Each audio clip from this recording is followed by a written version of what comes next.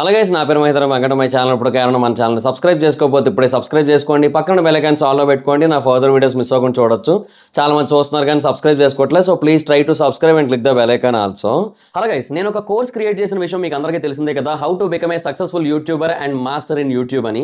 అయితే ఆ కోర్స్ యొక్క స్టార్టింగ్ ప్రైస్ యాక్చువల్గా 3000 రూపీస్ పెట్టడం జరిగింది. అంటే 2999 అయితే పెట్టాను.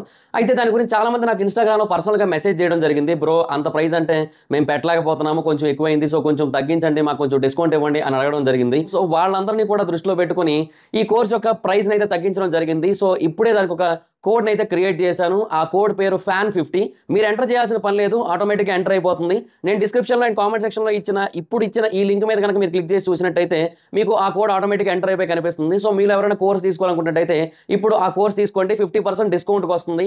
ఈ ఆఫర్ కొద్ది రోజులు మాత్రమే ఉంటుంది, ఎందుకంటే ఈ కోడ్ కొద్ది రోజులు మాత్రమే పనిచేస్తుంది. సో ఎవరైతే తీసుకోవాలనుకుంటున్నారో ఇమీడియట్గా తీసుకోండి ఆ కోర్స్ని, లేదంటే ఆఫర్ని అయితే మిస్ అవుతారు, మళ్ళీ 3000 రూపీస్ పెట్టి కొనుక్కోవాల్సి ఉంటుంది. అండ్ ఎవరైతే ఈ యాడ్ని చూస్తున్నారో వాళ్ళు కూడా కింద కామెంట్ సెక్షన్లో FAN50 అని కామెంట్ చేయండి, ఎందుకంటే ఈ యాడ్ని ఎంతమంది చూస్తున్నారో నేను తెలుసుకోవాలనుకుంటున్నాను. సో అందుకని ఇంట్రెస్ట్ ఉన్న వాళ్ళు డిస్క్రిప్షన్లో అండ్ కామెంట్ సెక్షన్లో దీని యొక్క లింక్ అయితే ఉంటుంది. ఇమీడియట్గా దాని మీద క్లిక్ చేసి కోర్సును తీసుకోండి. ఈ ఆఫర్ కొద్ది రోజులు మాత్రమే, గుర్తుపెట్టుకోండి. బేసిక్గా ఇది కూడా స్పాయిలర్ అన్నట్టే ముందే చెప్తున్నాను. సో ఎవరైతే మూవీ చూడలేదో వాళ్ళకి స్పాయిలర్, అండ్ ఎవరైతే చూసారో వాళ్ళే చూడండి. చూడని వాళ్ళు ఎవరైనా ఉన్నట్టయితే వాళ్ళు మూవీ చూసిన తర్వాత ఇది చూడండి, అప్పుడే ఈ వీడియో క్లారిటీ కూడా వస్తుంది.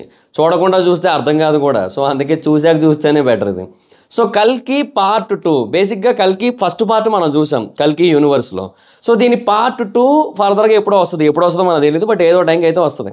అయితే దాంట్లో స్టోరీ ఎలా ఉండొచ్చు అంటే, ఇప్పుడు ఈ మూవీలో ఏవైతే ప్రొసీడింగ్స్ ఉన్నాయో అండ్ ఈ మూవీలో ఏదైతే క్లైమాక్స్ ఉందో, అండ్ క్లైమాక్స్లో మనకి కమల్ హాసన్ గారు ఏదైతే పాయింట్ చూపించారో వాటి ఆధారంగా మనం దీని పార్ట్ 2ని ఎక్స్పెక్ట్ చేయొచ్చు.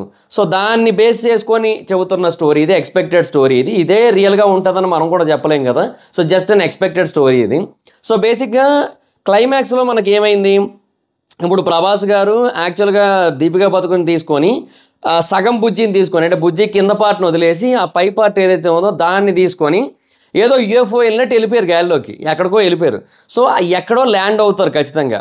అండ్ ఆ ప్రాంతం నుంచి మళ్ళీ వెనక్కి రావడానికి ట్రై చేస్తారు, ఎందుకంటే ఎక్కడికి వెళ్ళారో వాళ్ళకి కూడా తెలియదు. ఎందుకంటే బుజ్జి ఏం చెప్పింది, ఎక్కడికి వెళ్తామో మనకే తెలియదు, సో వద్దు భైరవా అంది. సో ఎక్కడికి వెళ్తారో వాళ్ళకి కూడా తెలియదు, సో ఎక్కడికో వెళ్ళిపోతారు మొత్తానికి. సో ఆ ప్లేస్ నుంచి మళ్ళీ వెనక్కి రావడానికి ట్రై చేస్తారు. అండ్ అలా వెనక్కి వచ్చే క్రమంలో సుమతి గురించి, సుమతి కడుపులో ఉన్న బిడ్డ గురించి, అండ్ ఆ తర్వాత అమితాబ్ బచ్చన్ గారు చెప్పిన దాని గురించి మేబీ ప్రభాస్ గారికి తెలియచ్చు, సుమతియే చెప్పొచ్చు, లేదంటే ఆయనకే తెలియచ్చు. అండ్ అక్కడ కర్ణుడికి సంబంధించిన రెఫరెన్స్లు ఏమైనా ఉండుండొచ్చు. సో అలాగా ఆయనలో ఉన్న కర్ణుడు పూర్తి స్థాయిలో బయటికి రావచ్చు. ఆయనలో కర్ణుడు ఉన్నాడు, కర్ణుడే మళ్ళీ పుట్టాడు, కాకపోతే ఆయన బయటికి రాలేదు పూర్తిగా. ఒకసారి బయటకు వచ్చాడు, మళ్ళీ ఆగిపోవడం జరిగింది. సో బయటికి రావాల్సి ఉంటుంది కదా. సో అలాగా మళ్ళీ బయటికి వస్తాడా ఇవన్నీ కూడా మనం చూడాల్సి ఉంటుంది. మ్యాక్సిమం వస్తాడు, అలాగే ఉంటుంది మొత్తం. ఇంకా తర్వాత అమితాబ్ బచ్చన్ గారు, కమల్ హాసన్ గారి విషయానికి వచ్చినట్టయితే ఇంకా వాళ్ళు కూడా అంతే, వాళ్ళు కూడా కంటిన్యూస్గా వెతుకుతూ ఉంటారు.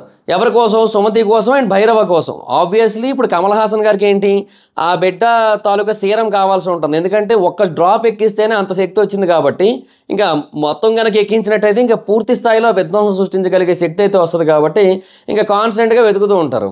తర్వాత మరొక పక్కన అమితాబ్ బచ్చన్ గారు కూడా ఆ బిడ్డను కాపాడటమే ఆయనకి ఇచ్చిన పని కదా, అశ్వత్థామకి కల్కిని కాపాడటమే ఆయనకి ఇచ్చిన పని కాబట్టి ఇంకా ఆయన కూడా కాన్స్టెంట్గా వెతుకుతూ ఉంటారు ఆ బిడ్డ కోసం.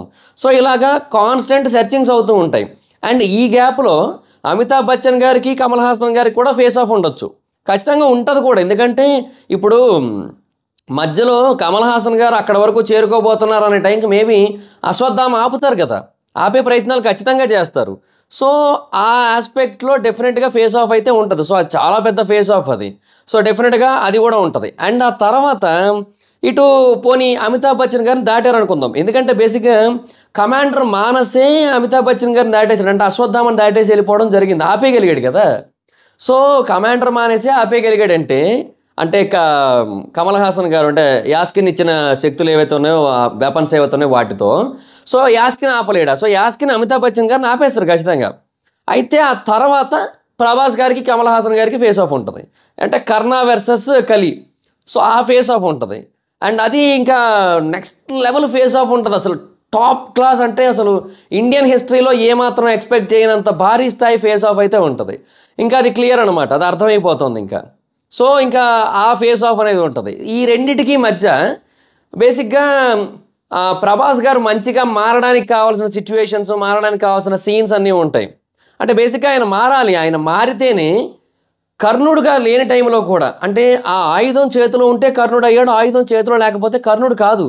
కానీ ఆయుధం చేతిలో లేని టైంలో కూడా కలిపురుషుడికి అగైనిస్ట్గా పోరాటం చేయాల్సి ఉంటుంది భైరవ. అది చాలా ఇంపార్టెంట్ ఇక్కడ. సో 2 సార్లు కూడా, రెండు వైపులా, అటు కర్ణుడిగాను ఇటు భైరవుడిగాను కూడా యుద్ధం చేయాల్సి ఉంటుంది కదా కమల్ హాసన్ గారితో. సో అలా చేయాలంటే ముందు ప్రభాస్ గారు మారాలి. ఆ మారే సీన్స్ కూడా చాలా వస్తాయి అండ్ వాటి చుట్టూ కూడా తిరుగుతూ ఉంటుంది మొత్తం. అండ్ ఈ గ్యాప్లో ఇంకా వేరే ఏవైనా కష్టాల గురించి తెలియచ్చు, శంబాలా పీపుల్ కష్టాల గురించి తెలిసే అవకాశాలు ఉంటాయి. సో ఇంకెవరైనా దోతలు ఉండే అవకాశం ఉంటుంది. సో ఇలాగా చాలా రకాల థింగ్స్ అయితే ఉంటాయి అన్నమాట. సో సెకండ్ హాఫ్లో ఇలా స్టోరీ అంతా కూడా నడుస్తూ ఉంటుంది. అయితే కలిపురుషుడిని చంపడంతో అయిపోద్దా ఈ సెకండ్ పార్ట్ అంటే మ్యాక్సిమం అవ్వకపోవచ్చు. కలిపురుషుడిని చంపకపోవచ్చు మ్యాక్సిమం. అంటే కలిపురుషుడు చచ్చిపోతే ఇంకేముంది, ఇప్పుడు కలి ఉంటేనే కదా కలిని అంతం చేయడానికి కల్కి వచ్చేది. సో కల్కి ఖచ్చితంగా రావాల్సి ఉంటుంది అండ్ కల్కియే అంతమొందించాల్సి ఉంటుంది కలిపురుషుడిని. అయితే కల్కి భూమి మీదకి రావడానికి వీళ్ళందరూ సహాయపడాల్సి ఉంటుంది. మరి ఆ కల్కి కింద ఎవరు వస్తారు? చిన్నపిల్లడై పుడతారు కదా బేసిక్గా పుట్టుకతో. అండ్ మేబీ అవతారంగా జన్మించినా కూడా, ఇప్పుడు కృష్ణావతారంగా జన్మించినా మనకి భాగవతంలో చూడండి కృష్ణుడి లీలలు ఉంటాయి చిన్నపిల్లడిగా ఉన్నప్పుడు. అట్లాగే రాముడిగా ఉన్నప్పుడు కూడా చిన్నప్పుడు చాలా విషయాలు ఉంటాయి. సో మల్టిపుల్ థింగ్స్ అయితే ఉంటాయి కాబట్టి డెఫినెట్గా చిన్నప్పటి నుంచి నార్మల్గా పెరిగినట్టే పెరిగి ఒక వయసుకు వచ్చిన తర్వాత యుద్ధ విద్యలన్నీ నేర్చుకోవడమో లేదంటే శక్తులు రావడమో ఇలా ఏదో జరిగిన తర్వాత అప్పుడు కలిపురుషుడు చేస్తున్న దారుణాలన్నీ కూడా తెలుసుకొని అప్పుడు కలికి వెళ్ళి అంతమొందించాల్సి ఉంటుంది. లేదు మరి ఇక వీళ్ళు సినిమాటిక్లే బట్టి తీసుకొని ఇంకా పుట్టుకతోనే అంతమొందించడానికి అన్నట్టుగా మేబీ అలా కూడా చేయొచ్చు. వామన అవతారాన్ని ఇన్స్పిరేషన్గా తీసుకొని చిన్నపిల్లాడే పెద్ద స్థాయికి వెళ్ళినట్టుగా చూపించి అట్లా కూడా మేబీ చేయొచ్చు. So what ever it is, మొత్తానికి అయితే మాత్రం ఇది ఒక 2 పార్ట్లుగా అయ్యే సినిమా అయితే కాదు, 3 పార్ట్లు అయితే ఖచ్చితంగా కావాల్సి ఉంటుంది దీనికి.